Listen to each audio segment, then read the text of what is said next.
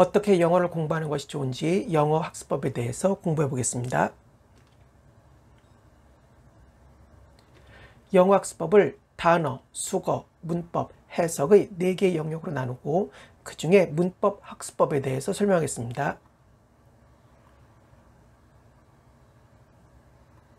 문법을 정복하기 위해서는 문법의 우선순위를 제대로 알아야 합니다. 영문법의 우선순위에 대해 설명하겠습니다. 첫 번째 질문은 영문법에도 우선순위가 있나요? 입니다. 대답은 네, 영어 단어에도 우선순위가 있는 것처럼 문법에도 먼저 공부해야 할 우선순위 영문법이 있습니다. 입니다. 영문법에는 먼저 공부해야 할 중요한 문법과 나중에 공부해도 될 덜 중요한 문법이 있습니다. 문제는 시중에 있는 영문법 교재 중에 문법의 우선순위를 표시해 놓은 책이 거의 없다는 것입니다. 그것이 영문법 공부를 힘들게 하는 큰 원인이 됩니다.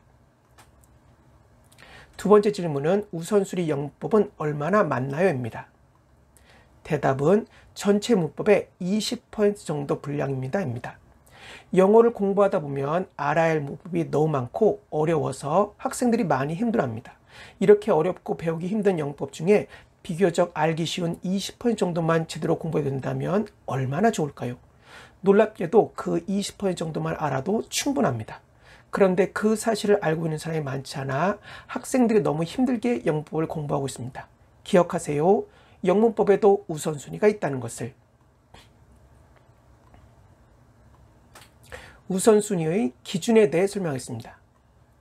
첫 번째 질문은 영문법 우선순위의 기준은 무엇인가요? 입니다. 대답은 중요한 문법의 기준은 당연히 영어 문장에서 많이 쓰이는 문법입니다. 입니다. 영문법 중에 중요한 문법은 무엇일까요? 수학이나 과학처럼 어떤 기초가 되는 내용이나 분야 등이 있을까요? 아닙니다. 모든 언어에 있어 중요한 문법은 그 언어를 쓰는 사람들이 많이 사용하는 문법입니다. 영문법에도 영어 문장에서 많이 쓰이는 문법이 있습니다. 문법이 사용되는 빈도, 그것이 바로 우선순위 영문법의 기준입니다. 두 번째 질문은 우선순위 영문법을 공부해도 되나요? 입니다. 대답은 네, 우선순위 영문법만 제대로 공부해도 영어 문장의 대부분을 해석할 수 있습니다. 입니다. 우선순위 영문법이 정확하진 않지만 대략 20% 정도 미만이라고 했습니다. 그런데 20% 정도만 알아도 대부분의 영어 문장이 해석된다는 것이 정말 믿어지시나요? 그러면 그 수많은 영문법들은 왜 배우는 거라는 생각이 들지 않으시나요?